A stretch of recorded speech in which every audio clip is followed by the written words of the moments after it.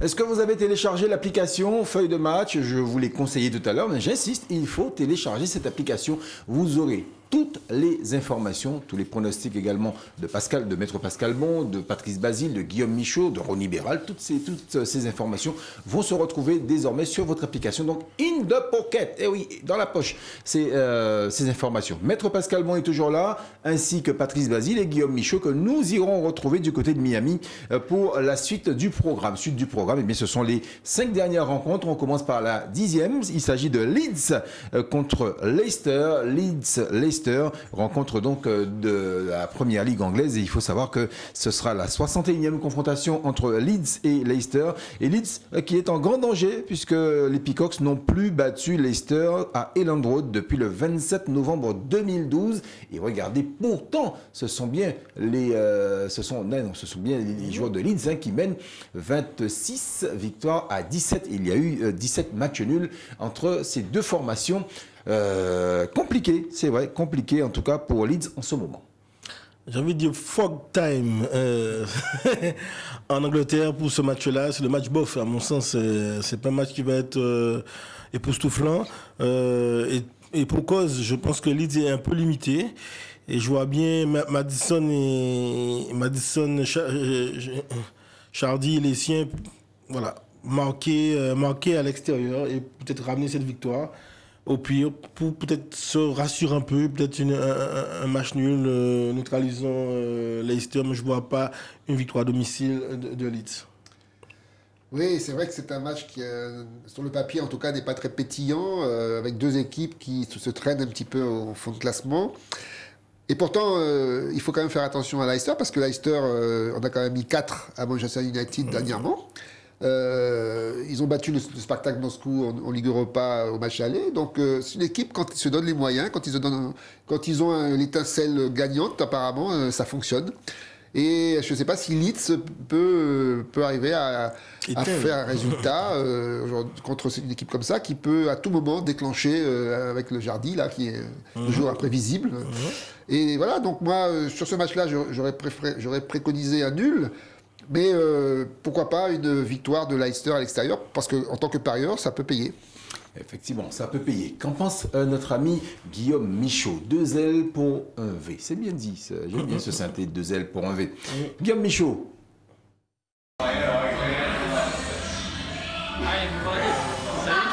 Alors, bienvenue à Miami pour ce prochain match. Donc Leeds contre Leicester, je vois plutôt Leicester favori. Leeds a pu rebondir lors du dernier match, mais l'équipe en face était très faible, Norwich. Et je pense que Leicester a tout ce qu'il faut pour l'emporter à l'extérieur. Donc victoire à l'extérieur de Leicester. Le mec, on se prive de rien. Hein. Il n'est pas au fast-food. Hein. Attention à la note. Elle risque d'être salée. Allez, on va passer au match suivant, match numéro 11. Nous partons en Espagne pour ce FC Valence Atlético de Madrid. C'est la 125e confrontation entre les deux équipes. Regardez l'historique des rencontres entre ces deux formations, historique depuis 1961.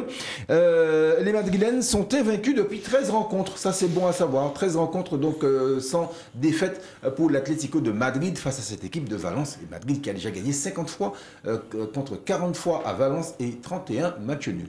Maître Pascal Bon. Oui, moi je resterai sur votre note, Ronnie. Je pense que une petite prime à Madrid. Malgré tout, c'est vrai qu'on ressort de match super intéressant, puisque Valence a gagné face au Sous-Marin Jaune le week-end dernier. Donc c'était quand même Soler encore au penalty et j'oublie notre joueur. Donc il y a de quoi faire. Mais semaine après semaine, j'ai l'impression quand même, un peu comme on va en revenir tout à l'heure sur Manchester United, on a un Atletico qui est capable d'en prendre un ou deux, mais derrière de pouvoir avoir une force mentale collective. Et surtout qu'on a l'impression quand même que le petit coup de pouce peut venir de tous les côtés. L'histoire du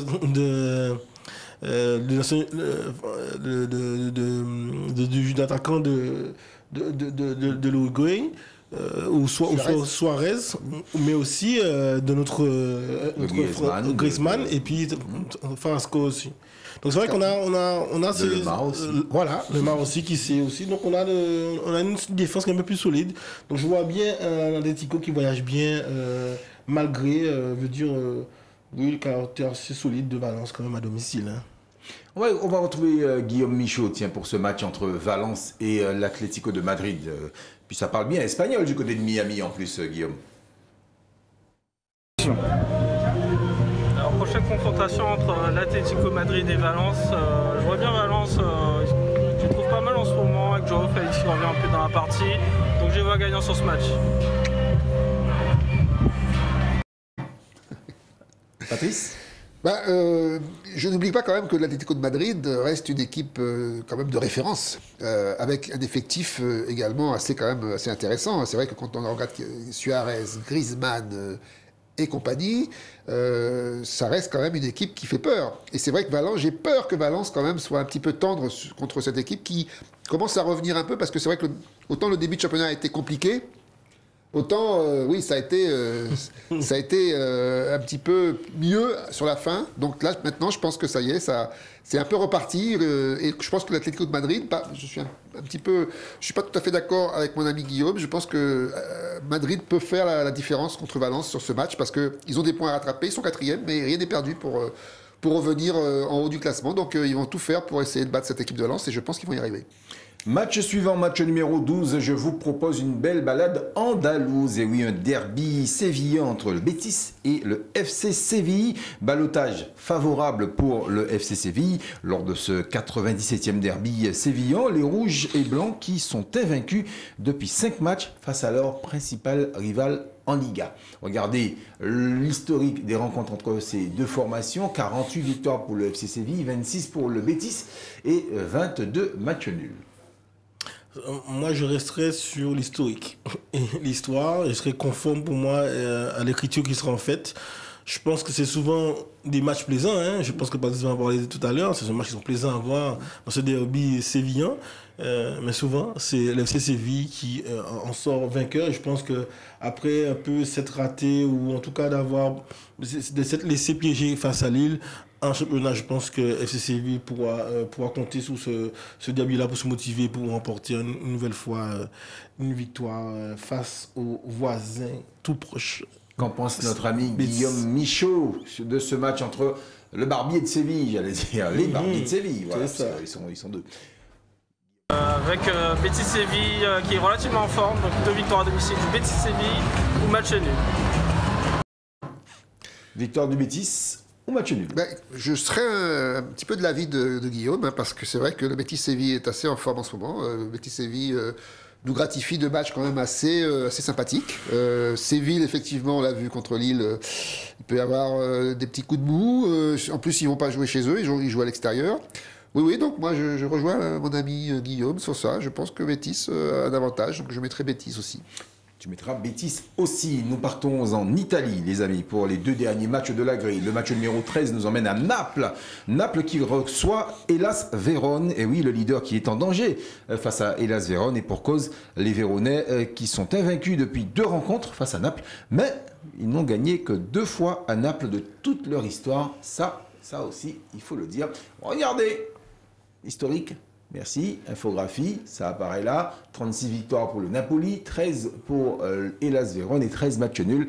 On va dire que l'histoire, quand même, a un gros penchant pour la formation napolitaine, Maître Pascal. Bon. Je vais couper la voix en deux. Je pense qu'on a l'impression que face à cette équipe menée par un petit prodige, Simeone, Hellas a les moyens de troubler un peu la marche tranquille, la marche presque parfaite de Napoli depuis le début du championnat. Donc c'est pour ça que moi je vois plutôt soit une victoire de Napoli à domicile pour pouvoir continuer, ou soit un coup d'arrêt, mais un coup d'arrêt qui serait au milieu du guet via un match nul, pas une défaite face à Hellas Vérone, mais peut-être entravé parce qu'on sait plusieurs fois aussi dans cette gringade du champion peut-être à devenir, on a vu quand même Naples remporter à la 88e, 89e minute. Donc peut-être que face à nos valeureux d'Hellas Vérone, ça sera plus compliqué de pouvoir, si on n'a pas marqué très tôt, de pouvoir confirmer leur belle prestation depuis le début du championnat. Direction Miami pour le pronostic de Guillaume Michaud sur ce Naples-Hellas Vérone. qui revient fort avec Giovanni Simeone qui a mis notamment 4 buts lors du dernier match. Donc attention, Napoli sont sur une bonne dynamique depuis le début. Donc je mettrai soit un match nul, soit une victoire de Napoli. Allez. Ça va. Ça va. On se prive de rien. Ça va. Fabrice. Alors, moi, je reste fidèle à ma théorie que j'ai depuis le début sur Naples. C'est-à-dire que je pense que Naples ne veut pas lâcher la possibilité qu'ils ont de gagner ce championnat cette année. Et ils vont être poussés très fort par leur public, parce que n'oublions pas que le public napolitain est un peu comme je disais, les Lensois. C'est un public très chaud, que Hellas Vérone va être accueilli comme il se doit là-bas. Et Naples sait que Milan est derrière, très très près. Ils sont le souffle du Milan assez basque, mais je pense qu'il ne lâchera pas. Malgré le fait que Hellas Vérone, effectivement, est une équipe qui de plus en plus se fait menaçante pour les gros. C'est vrai que Simeone, c'est un prodige exceptionnel qui devrait, à mon avis, très rapidement changer de club, mais qui aujourd'hui fait les bonheurs de Hellas Vérone. Mais malgré ça, je pense que Naples va quand même gagner ce match. Ça va être un beau match, et ça va être un match avec beaucoup de buts, surtout. Match avec beaucoup de buts. En tout cas, Patrice parlait du Milan AC. Les Milanais ne sont pas bien loin. Ils sont là. Match numéro 14. Le Milan AC qui reçoit l'Inter de Milan. C'est le derby que toute l'Italie attend. Bien évidemment, l'Italie du football. D'ailleurs, les yeux de l'Europe du foot seront rivés sur la ville de Milan. À l'occasion de ce 171e derby, l'Inter a remporté les 2 derniers. Ça, il faut également le savoir. Messieurs, regardez, vous avez vu, historique, 60 en faveur de l'Inter, 58 en faveur du Milan AC, c'est très serré, et 52 matchs nuls, tout ça est très très serré, messieurs. Oui, Ronny, voici un beau derby du haut de l'Italie, dans les hauteurs de Milan. Et c'est vrai que dans ce match-là, je pense que le Milan AC vient avec d'autres prétentions cette année par rapport aux autres années. Et c'est pour cela que je n'ai pas pu faire un triple, mais en tout cas, je vois pas de match nul. Je vois un beau match où chacun aura à cœur de remporter la gagne et ne pas se contenter de cadenasser un peu. Il y aura des attaques de chaque côté. On a un Zlatan qui aime ce genre de confrontation, on le sait. On a des joueurs qui peuvent faire la différence du côté Azzurri aussi. Martinez, que j'aime bien voir jouer également. Donc s'ils sont tous présents, je n'ai pas consulté, mais en tout cas, s'il n'y a pas d'absence, s'il n'y a pas de blessure, ça sera un match où il y aura un vainqueur. Alors, ça sera un Milanais, mais lequel? Quid? Soit international, soit AC. C'est sûr que Milan va gagner. Qu'est-ce qu'il en pense, Guillaume Michaud, de ce derby de la Madonnina, comme écrit sur le synthé? Vraiment très beau à regarder, je pense. Je ne saurais pas donner vraiment de pronostic pour ce match, donc on va partir sur un triple. Tout est possible, victoire à domicile, victoire extérieure ou le nul. Voilà, alors bisous à tous et à très prochainement en Guadeloupe. Salut les gars. Salut Guillaume, salut, merci Guillaume. Donc ouais, il a placé son triple sur ce match-là. Oui, alors, j'aurais fait pareil. On peut essayer quand même de faire une petite analyse sur ce match, parce que d'un côté, quand même, on a Milan, qui est Milan, qui a un effectif quand même et notamment, tu as signalé, Pascal, la présence de Ibra. Alors, je voudrais quand même juste rappeler que Ibra reste Ibra, malgré son âge, que c'est un peu à l'image de Ronaldo, un joueur qui est capable de faire la différence dès qu'il a envie de gagner. Et là, il sent le titre pointé, et c'est un formidable compétiteur.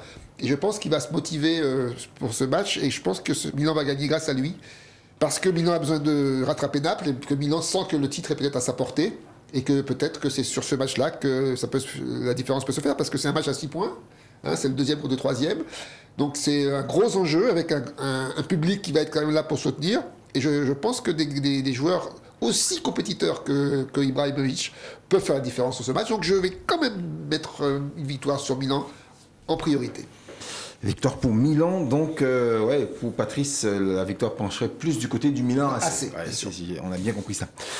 Messieurs, merci. On va bien évidemment compiler tout ça, et tout à l'heure, on va vous livrer la synthèse de cette grille numéro 74 du Parion Sport Loto-Foot 15. Je rappelle que cette grille est à valider avant dimanche 7 novembre à 9h55 ici en heure locale. Ça y est, c'est l'heure. C'est l'heure. C'est l'heure. Alors, oui, c'est l'heure.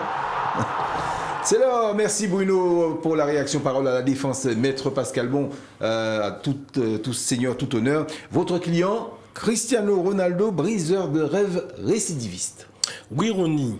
Voici un coupable que je pense qu'on pourrait qualifier d'attachant, en tout cas d'exceptionnel, et il pourrait plaider coupable. Très sincèrement, il n'y a pas de difficulté. Vous avez parlé de rêve brisé, de briseur de rêve, tout dépend où on se place. C'est vrai que et c'est ce que je disais, s'il faut commencer par une forme d'empathie, désolé, ça serait peut-être d'avoir un clin d'œil particulier pour les parties civiles dans ce dossier. Les parties civiles qui se retrouvent donc soit en Espagne, soit en Italie. Et c'est vrai que j'ai parcouru un petit peu la carte. Et c'est vrai, si on va du côté de la cité de Bergame, pas très loin du Milan, d'ailleurs, en tant que citoyen, moi j'aimerais adresser effectivement mes excuses par rapport à tout ce qu'a pu produire et tous ces matchs dont on va parler tout à l'heure, où l'Atalanta devait l'emporter. Et donc il a coiffé par sa pertinence et par ses buts dans le money time, on reviendra là-dessus. Il a coiffé donc la joie donc des supporters et des citoyens de Bergame. Il a aussi éteint. Là, on se déplace vers la Costa Blanca, vers la province de la Castellogne, et donc et sa capitale, la Castellogne de la Plania, où il y a une petite bourgade qui est à côté qui s'appelle le Villarreal. Là aussi, cette équipe en Ligue des Champions, puisqu'on y vient, les faits concernent 3 matchs qui ont eu en Ligue des Champions, où CDR7 a donc effectivement, par ses actions individuelles, marqué les esprits, marqué l'histoire, et je reviendrai sur les titres des tabloïds anglais ce matin. Donc c'est vrai qu'on peut dire qu'il est coupable. Maintenant, si on se place, et je l'ai dit en tant que British, on ne dira pas briseur de rêve, on dira sauveur, on dira illusionniste, parce que je l'ai dit, cette capacité où à chaque fois Manchester United a été mené au score. Il a été mené au score en Ligue des Champions sur les 3 matchs. Et vous avez un premier but le 29 septembre qui vient à la 95e minute. Vous avez un autre but, et non dit moins d'hier, qui vient à la 91e minute. Et la dernière fois, dans le match aller face à Atalanta, c'était la 81e minute, mais c'est le but qui a permis au Manchester United de l'emporter face à Atalanta. Et c'est vrai qu'on a cette dimension du money time, cette capacité que CDR7 donc à accomplir l'acte qu'il faut au moment qu'il faut, à un moment compliqué pour son équipe. Et j'ai envie de dire que j'étais très surpris et très content que l'entraîneur Solskjaer et moi-même avions les mêmes références historiques dans le sport de manière générale. Et moi, de mon canapé, j'ai pensé à qui? Vous le savez bien, Michael Jordan au Chicago Bulls. Et pourquoi? Parce qu'il y a cette science, il y a cette capacité, cette appétence à pouvoir faire le geste juste je le dis, au money time. Et les Anglais disent le clutch, deux buts clutch de Ronaldo, et il y a eu 26 tirs clutch dans sa carrière pour Michael Jordan. Et je suis allé encore plus loin.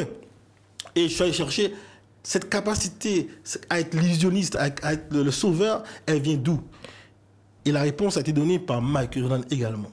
Et la question, c'est quoi? C'est la question du capital confiance et de la zone de confiance. Et dans une confidence, Jordan nous disait, et je pense que ça, c'est ce qu'on sait de Ronaldo quand on discute avec Matuidi, quand on discute avec tous les joueurs qui ont côtoyé, tout se joue à l'entraînement. Michael Jordan vous dit que c'est parce que je fais plus d'efforts à l'entraînement qu'en match, que lorsque je suis dans la période de pression, je suis capable d'avoir le geste juste parce que je conserve, même après avoir raté un tir en amont, la capacité de pouvoir avoir ce geste juste parce que je reste dans ma zone, dans mon capital confiance, même dans les moments difficiles pour l'équipe. Et c'est vrai que c'est ce qui caractérise ZR7. On sait que ce joueur, à Juventus, partout où il passe, on sait que quand on quitte l'entraînement, il y a encore une voiture qui traîne dans le parking et il y a encore un joueur qui s'entraîne tout seul, c'est Cristiano Ronaldo. On sait sa capacité à être mentalement au top, mais aussi physiquement au top et aussi techniquement au top. Et je reviens, je disais encore à Patrice avant cette plaidoirie que je retire aussi le premier but qui déclenche le championnat après une passe de son ami en sélection irlandaise.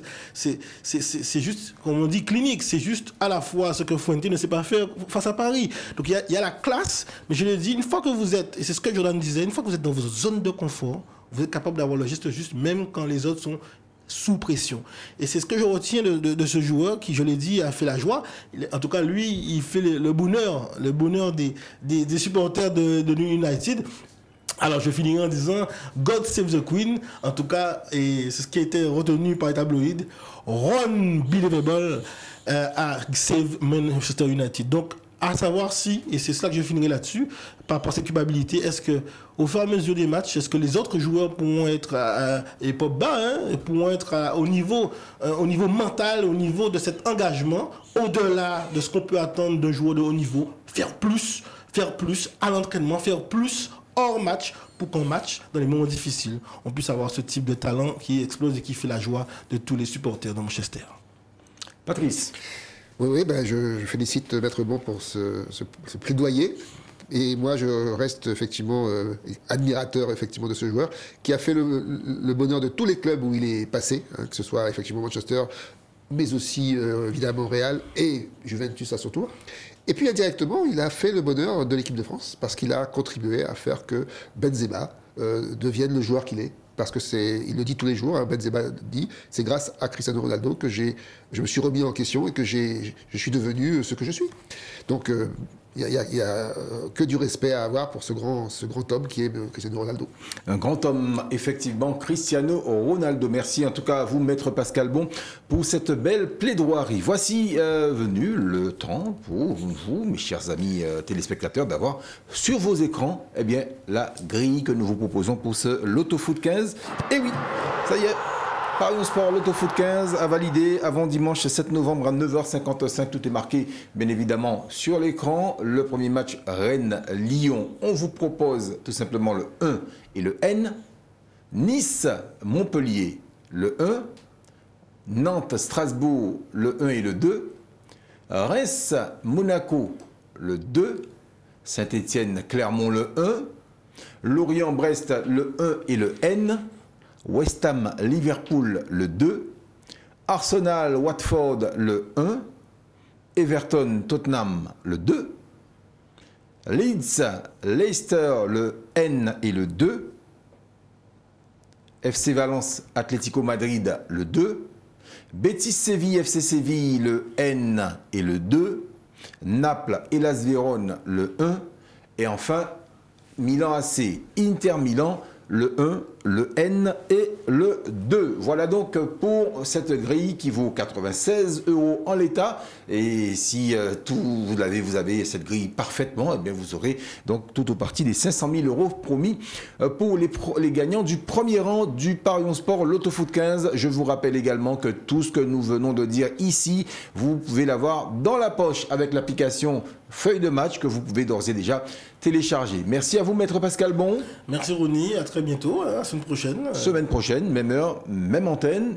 Merci Patrice. Merci à vous, rendez-vous avec tous les footeux ce week-end. On sera rendez-vous avec tous les footeux ce week-end bien évidemment pour cette belle grille. Restez bien évidemment branchés Éclair TV, ce qui suit va forcément vous plaire. Bonne soirée à tous.